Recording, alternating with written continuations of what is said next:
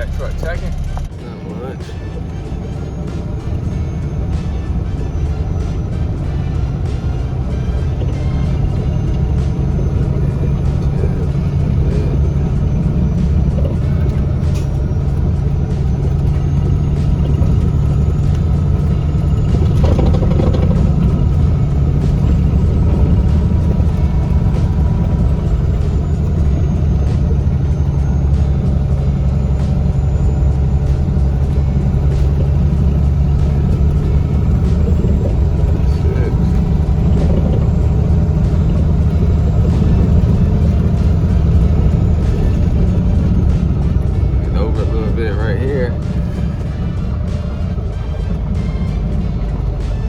Look, that's a paver is pushing you from an outside view.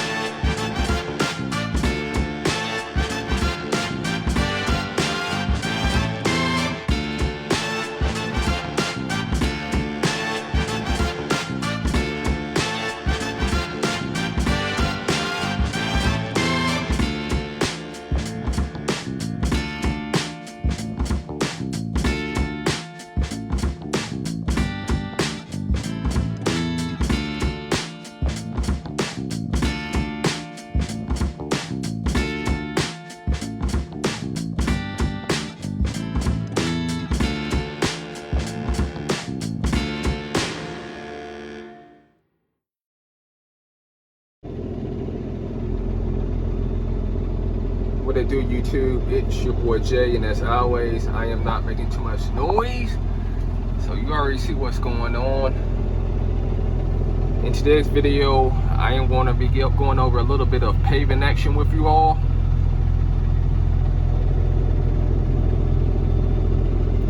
And we are going to be hauling asphalt to Littleton, North Carolina, aka Bigfoot Central. Personally, I am a skeptic when it comes to Bigfoot. Until I see one in person myself, it's when I will actually become a believer. But until then, it's all just a big myth to me. Although my mother grew up about 60 miles away from Littleton, and a lady swore out that she saw a Bigfoot. I'm not kidding. She saw a creature, a humanoid creature, standing literally 1 mile away from my grandmother's house in this wooded area. Well, back then it wasn't as wooded as it is now, but this lady swore out she saw like an 8-foot tall creature. It wasn't a bear, it wasn't a human in a ghillie suit, it was a Sasquatch. The cops came out and everything. I mean, this was back in the early 80s or late 70s. I wasn't alive, of course, but my mom brought that story up when I mentioned the legend of Sasquatch that exists accordingly in Littleton, North Carolina, because there is a Bigfoot museum located there as well. But yeah, enough of the Bigfoot talk. I've been working out here for the last 2 months, and I have yet to see any signs of Bigfoot for myself. There have been, what, a reported 6 sightings within the last decade or so by local residents. But still, until I see one up and close in person, and with today's technology, I just don't see how a creature can be so elusive for so long and go without being seen. I mean, you let me know. But anyways, yeah, today I'm going to be doing a little bit of paving. We are going to be putting down surface on a 5-mile county road out near Littleton, North Carolina. This road isn't quite in Littleton, North Carolina, although we have paved about 4 roads between Littleton and Gaston Lake. And Gaston Lake is another area that is known for having a lot of Sasquatch as well. It's a squashy area according to the local residents, but I've yet to see one again. So please, if you do exist Bigfoot and are located between Littleton and Warrenton, North Carolina, because I'm currently in I'm in Kittrell, North Carolina, which is about 25 miles from Warrenton, and Warrenton is between Kittrell and Halifax County, which is where your boy is hidden. So it's about a 40-minute commute each way, give or say. And we are not going to be hauling any milling, just asphalt. We just are putting down a layer, overlaying a road, because we already did this patchwork about, I think, November of last year, if I'm mistaken. And I'll walk you all through that process in another video, okay? But today, yeah, we are just going to be overlaying some deteriorated asphalt with surface. And in North Carolina, they tend to put it down about 2.5 to 3 inches deep after compacted it with the roller.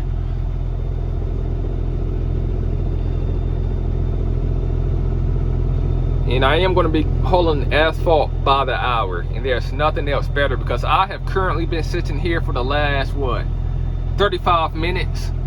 And what better way to get paid than while sitting at idle and chilling?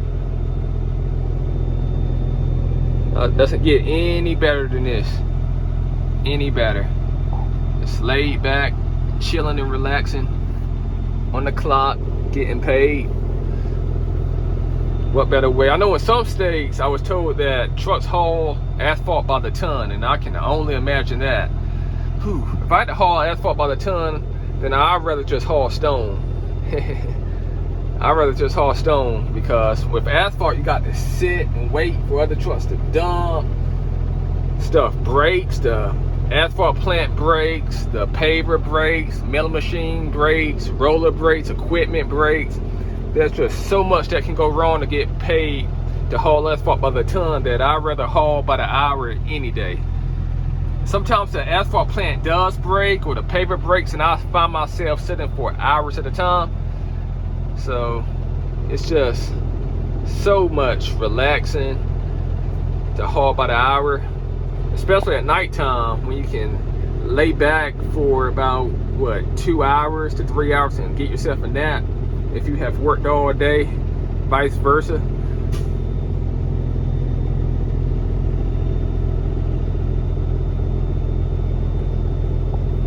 And I am going to be carrying 20 tons because I'm not hitting the interstate, so I can legally carry 20 tons on 9 interstate roads in the state of North Carolina due to the bridge law.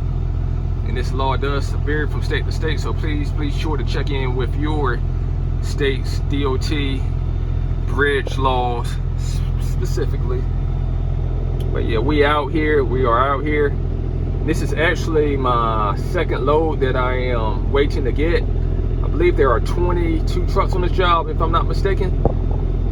You see that truck's going under the sprayer. And I was going to show you all how I prep my bed to lubricate it to keep the asphalt or prevent the asphalt from sticking inside, but somebody stole my diesel bottle that I thought I had concealed in the woods or hidden back there, because I do not like to keep it on the side of my fuel tank, because sometimes it will leak if the seals become weakened, because it wasn't designed for diesel. And I keep my diesel tank somewhat polished, and what that diesel will do is dilute and diminish whatever polish is left on the fuel tank. But I try to hit it, hand polish it every couple months. So what I'm gonna do is go underneath that sprayer. You can see what the blue truck is currently bagging underneath it at the moment, getting his bed right. And what that does is it lubricates the bed and prevents the asphalt from sticking inside of it, because some asphalt is sticky depending on what plant and what kind of material you are hauling. I know sometimes binder is much more stickier than that surface, and some plants use a lot of shingle and just recycled material to make the asphalt, and it makes it extremely sticky as well. It all depends. This plant is pretty antique. It's one of this company's older plants, so it tends to only put out about anywhere between 2,200 to 2,800 tons of asphalt per a shift. It all depends. And we normally tend to haul about 3 loads per shift, give or take. Sometimes we might only haul 2, depending on how many trucks are out here, and also how many intersections are on the road, which slows the job down, reduces the amount of production that can get done. It just slows down everything. And what that front end loader is doing is he's going to be, you see that material, that is dry screenings. And what that material does is mixes together to create a particular mix of asphalt. Okay, and that truck right there is one of the company trucks that stocks the plant with that material. And this company has their own rock quarry, so he's about to go out to the left where the rock quarry is located to get loaded whatever dry screening, wet screening, 5/7 stone, ABC, whatever it is. He's going to get loaded and bring it back so that that front end loader can mix it where it would come out of the silos. I'll walk you all through that process. Well, actually he's going to the right, so maybe he's going out to the bathroom. I don't know where he's heading.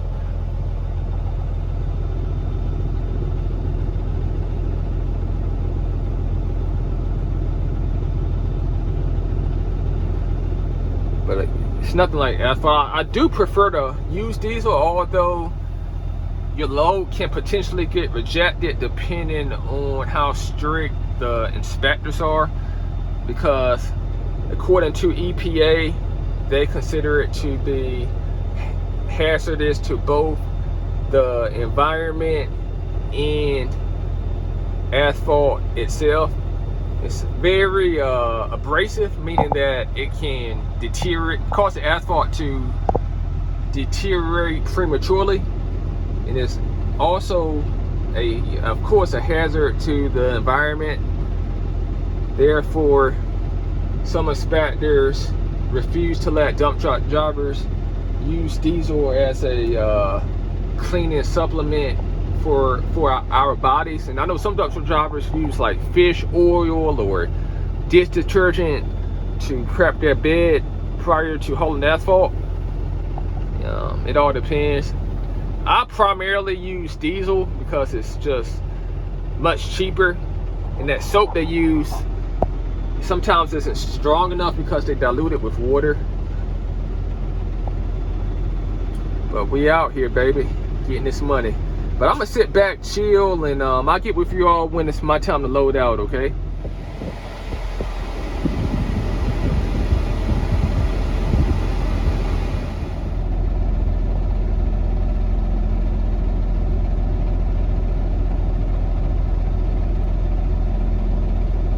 That is one of the company trucks that is used to stock the asphalt plant up with material, and I believe that is dry screening. Yeah, that is dry screening that he just dumped out.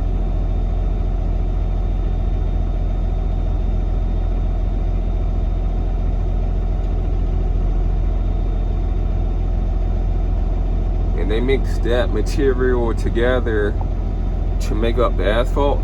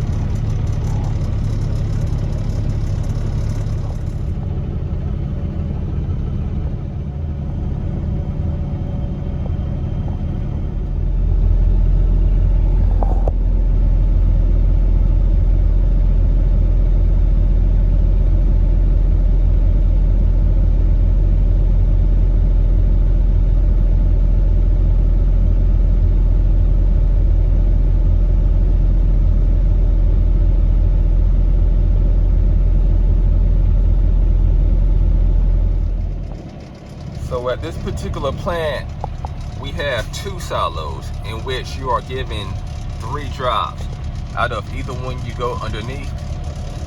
And it's not always the same. For instance, at other plants, you might be given 2 drops. And 2 drops in that, some you might be given 4. So how many drops you receive depends on the plant. And also, there are 2 separate silo locations at some plants, meaning that 2 trucks can get loaded simultaneously, or 2 at a time. But before pulling up onto the scale after this truck leaves off, I'm going to make sure that my tailgate is locked. So, hit this latch button there. Okay, very important, because if not, this is what can happen if you forget to lock your tailgate while getting loaded asphalt underneath the silo.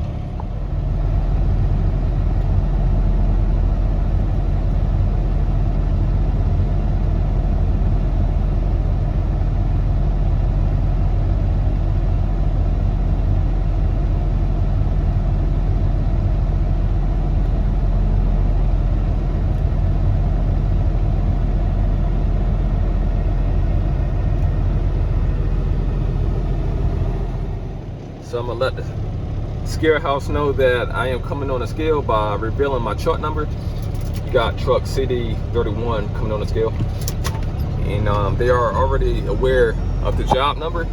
So what I normally tend to do is load from the very far back of the truck, the body, to the middle.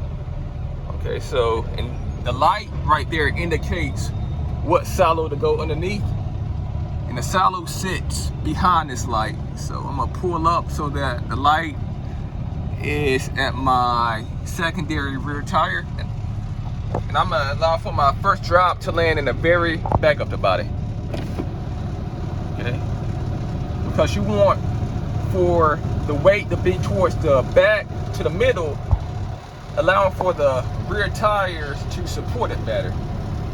Because if you load to the front and become top heavy, it puts a lot of strain and stress on the front suspension, such as the front tires, the front drivetrain, and the overall truck in general. And another thing is, by being top heavy, puts you in a position where you can tip over if you go into a steep curve. Okay.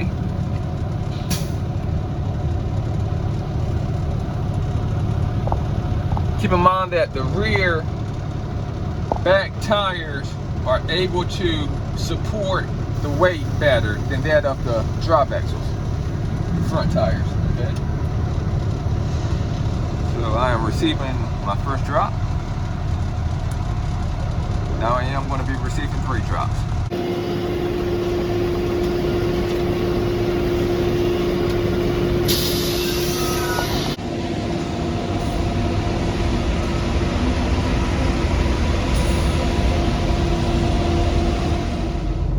So I'm pulling off the scale, and I'm gonna now go ahead and go get my asphalt ticket to take out to the job site, so that the inspectors will get a copy of the ticket, or else this paving company will not get paid for this load. So it's very, very important that you don't forget to take your asphalt ticket with you.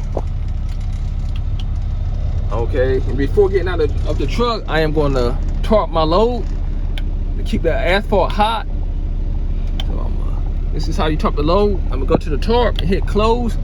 You can see my tarp arms going back both sides of the body. I'm gonna keep that heat trapped inside of the bed there. You don't want the asphalt to get cold, okay? Because your load can get rejected. If not, that's a big no-no. Go run ahead and get this ticket and show you all how the load looks. I'll show you all how the load looks. Man, the one thing I dislike about this plan is if you turn right when leaving out, while loaded, you gotta climb this steep hill. Man, this incline is something serious. She crazy. I got 40,000 pounds of asphalt on me. I made it. I made it.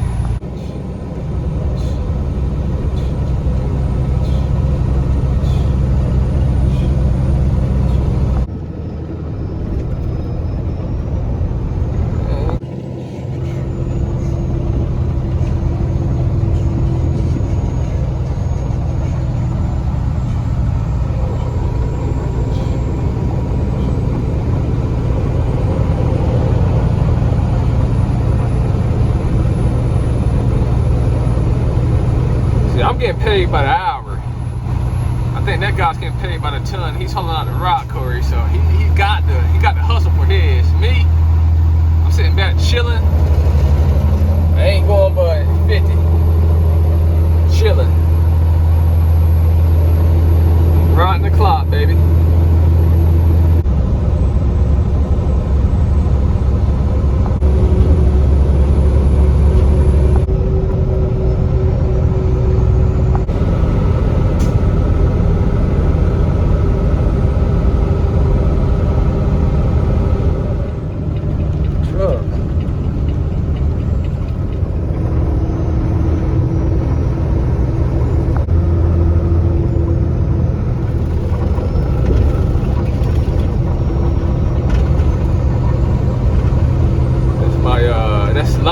It's the twin CD03, the Peterbilt that my father sold last year.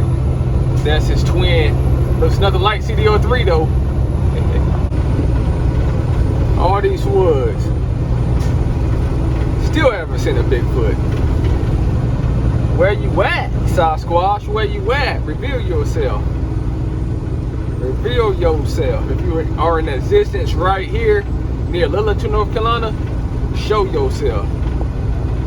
Come on with it. So I'm coming up on the road that we are paving right here. And if you are lost and unfamiliar with the area, all you have to do is follow the tap marks right there in the street. Because we already paved coming this way, that way.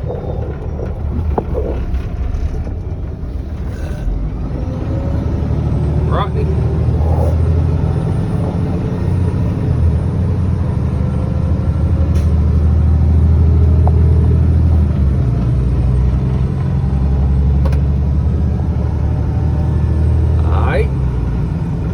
First turn on the street, I look at the mileage of when I turn on until I get to the end of the street. Okay, that's how I gauge how long the road is. Although I was told that this road in particular is 5 miles long each way, but to reassure that it is 5 miles, what I will do is check for myself. We are here.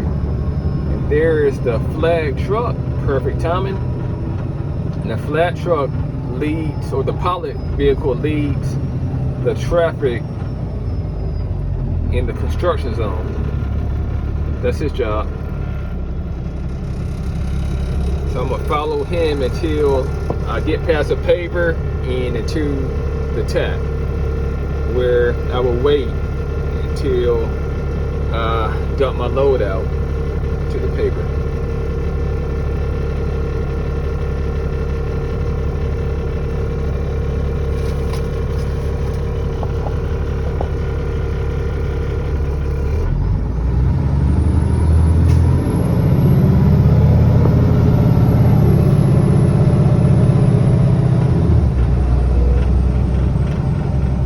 And I'm gonna stay in the lane that they are not paving from here on out, because if you get on the right side, then you can damage the fresh black mat that was recently paved, unless the roller has already compacted the asphalt in tightly.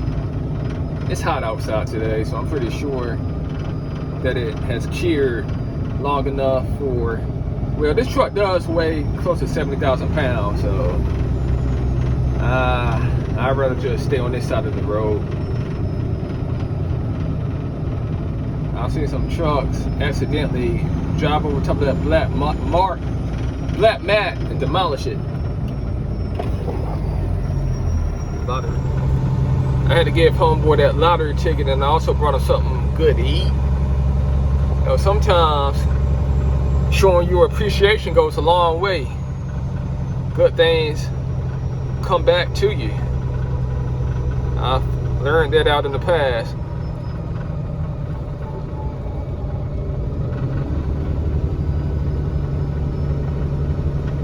Oh yeah, roller.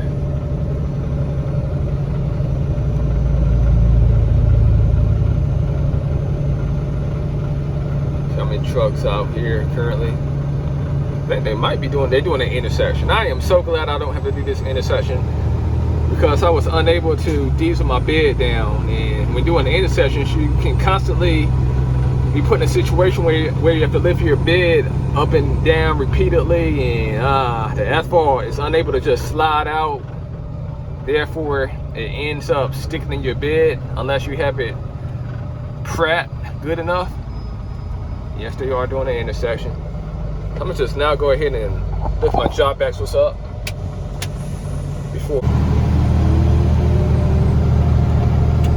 tap LFC, them Cooper boys. Very good content.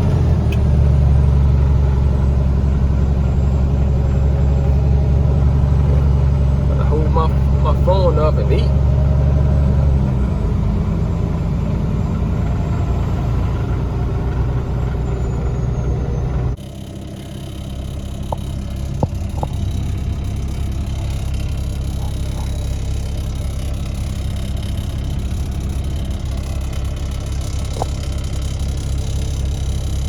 Boys coming in. They are coming in. So I've literally been sitting here for the past 30 minutes. Not to mention that I sat at the asphalt plant for at least 30 minutes this morning. And your boy is getting paid by the hour, which is what I love about hauling asphalt by the hour. So that's an hour of paid sitting time right there. And I am currently the next truck to dump. Currently the next truck to dump. Okay. And while sitting still at idle, I make sure to wrap the truck up. I'm gonna hit that set. I'm gonna wrap the truck up to about 8,000 RPM. Okay, and what that does is keep the soot in the DEF system, the diesel exhaust system, from building up, and keeps the system clean. I always do that. Keep it at a little fast idle.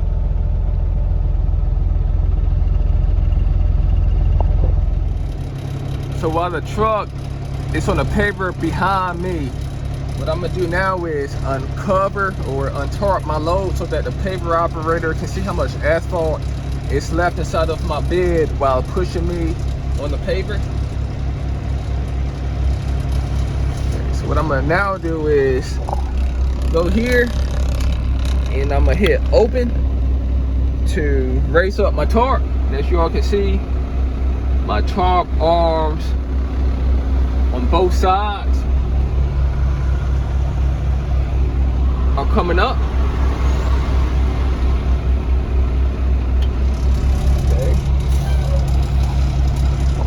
And I have an automatic, meaning that I do not have a gear shifter or a third pedal, aka clutch.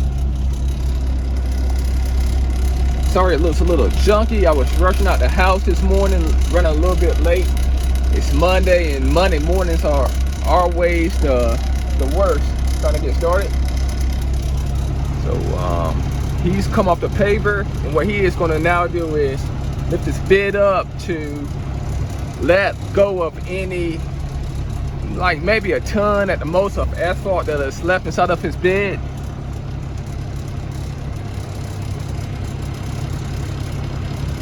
Okay. So what I'm gonna now do is I'm gonna disengage the parking brake. Okay. I'm gonna hit neutral first, and I'm gonna hit reverse, but I'm not gonna bag up right away, but rather make sure that none of the paving crew members are directly behind the truck prior to backing up to the paver. That should be good.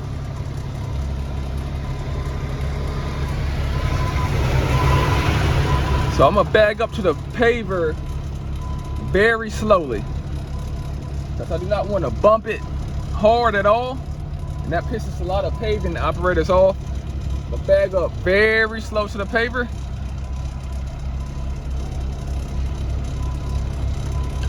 Okay.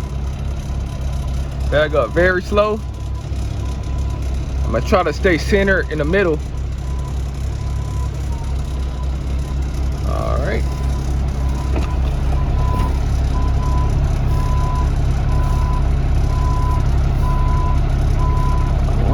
On it. Next, I'm gonna put it in neutral. Engage my PTO. Unlatch my load. Good job.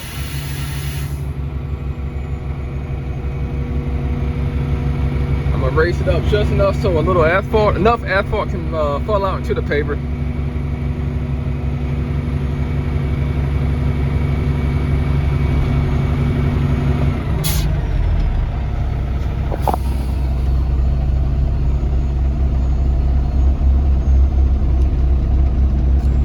Now I'm gonna ride my brake.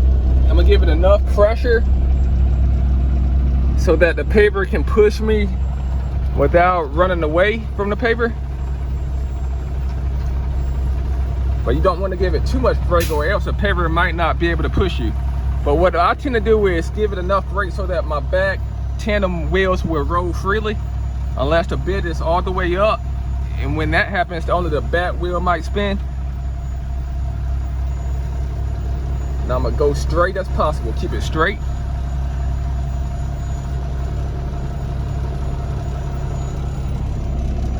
So I'm in neutral, riding the brake a little bit.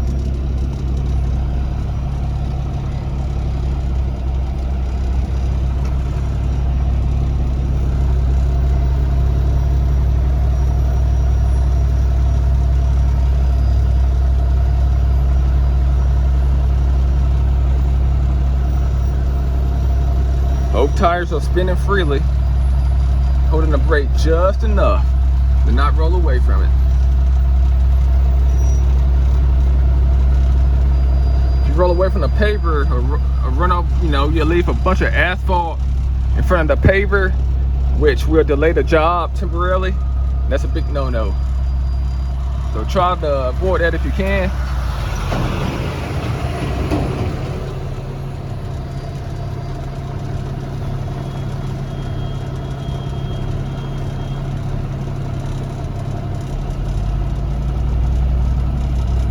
Pretty soon I'll be lifting my bed up a little bit.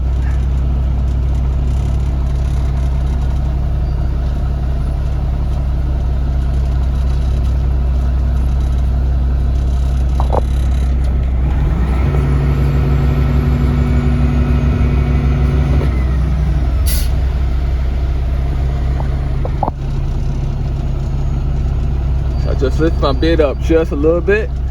I should be empty in just a second.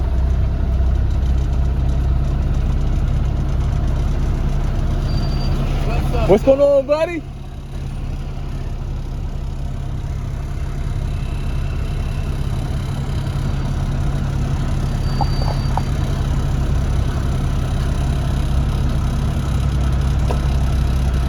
So you want to stay straight inside of the paver.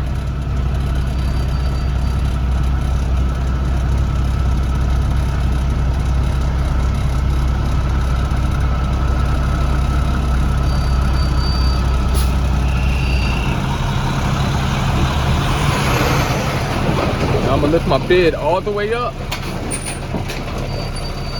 Pig stink right there.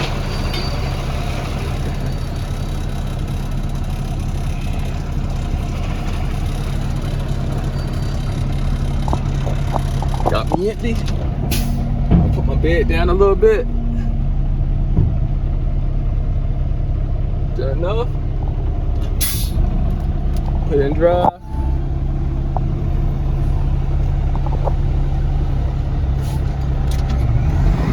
So now I'm gonna lift my bed up. Now my way to go, I'm gonna look at my tires to make sure that my tire pressure is good, and I'm gonna slap my tailgate, give it a little light slap this time.